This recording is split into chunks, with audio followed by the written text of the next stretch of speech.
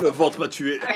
Le 12 janvier 2010, Haïti a subi un tremblement de terre qui a fait des centaines de milliers de morts et plus d'1,5 million de sans-abri. Et au final, qu'est-ce qu'ils ont eu? Un remake de We Are the World et quelques maisons construites, mais aussi rapidement qu'une maison bled. Aujourd'hui, on va voir ensemble comment ce qui aurait dû être la plus grande opération de reconstruction de la perle des Antilles s'est finalement terminé en une escroquerie et en un scandale international. Et évidemment, tout ça après générique.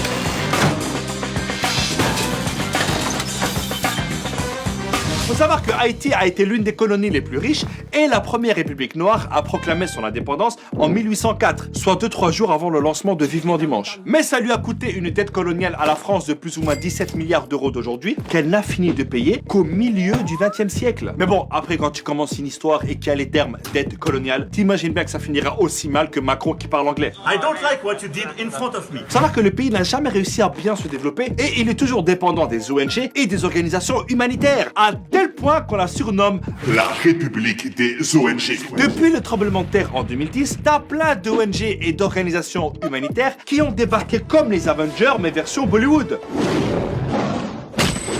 Parce que t'en as plein qui ont fait des trucs sans logique, sans coordination et énormément d'argent a disparu. Et croyez-moi, c'était pas la faute de Carlos Ghosn. Eh, c'est notre territoire ici, tu vois bien qu'on est en train de distribuer de la nourriture. Ouais, ben nous on a des camions avec des couvertures. J'ai faim, j'ai froid. La ferme! Tu vois pas qu'on est en train de te sauver la vie là? C'est un truc de fou! La politesse!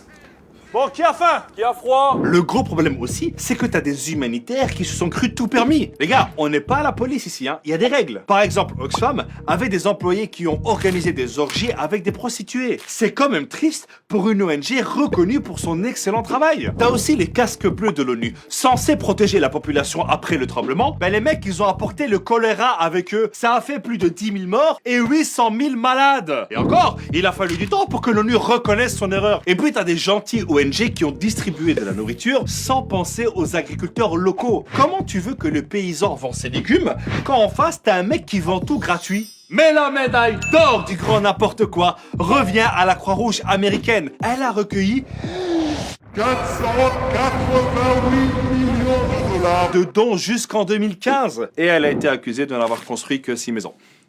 Les gars, Haïti, c'est un pays. C'est pas un Monopoly. T'as aussi l'agence américaine d'aide au développement qui a débloqué 2,5 milliards de dollars d'aide. Et bien sur tout ça, il n'y a que 2,6% qui a été versé directement aux entreprises ou associations haïtiennes. Le reste...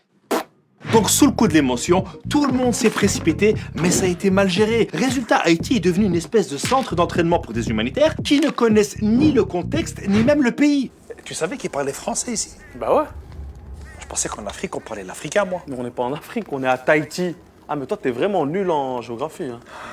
On en apprend tous les jours. Hein. Vous avez faim, monsieur? Non, non, non, non, il a froid, il a froid. Et avec tout ce gâchis, tu dois encore rajouter la corruption généralisée des dirigeants. La Cour des comptes haïtienne vient de remettre un rapport sur le plus grand scandale de détournement d'argent de l'histoire d'Haïti, concernant l'affaire du Petro-Caribé et le détournement de 3,8 milliards de dollars qui a impliqué 4 présidents et 6 gouvernements. Du favoritisme, des contrats sans obligation, des budgets doubles, une quinzaine de ministres et même l'actuel président Jovenel Moïse sont pointés du doigt. Le grand pillage est arrivé. Le président Moïse est rejeté par tous les partis et la population. Donc d'un côté, t'as un Moïse qui divise la mer en deux pour faire passer son peuple. De l'autre, t'en as un qui divise le peuple pour faire passer l'argent. Jean-Michel, jeu de mots? Le mec, il gouverne par décret et il est protégé par des centaines de militaires et de mercenaires recrutés par la firme américaine Blackwater. Ça veut dire au noir en français. Ouais, c'est toujours plus stylé en anglais.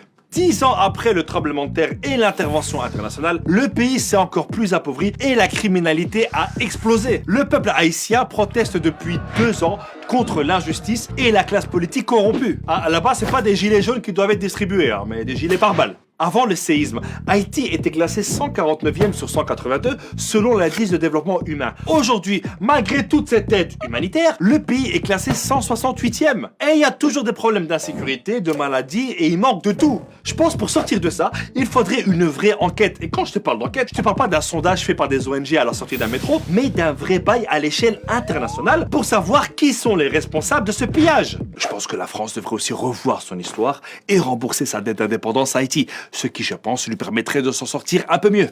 Notre présence ici n'a pas laissé que de bons souvenirs. Nous, on est avec le peuple. Ils sont debout comme ils l'ont fait à l'époque pour gagner leur indépendance. Et évidemment, n'oubliez pas de partager cette vidéo pour sensibiliser un maximum de monde. Et comme dirait mon proverbe, celui qui partage la vidéo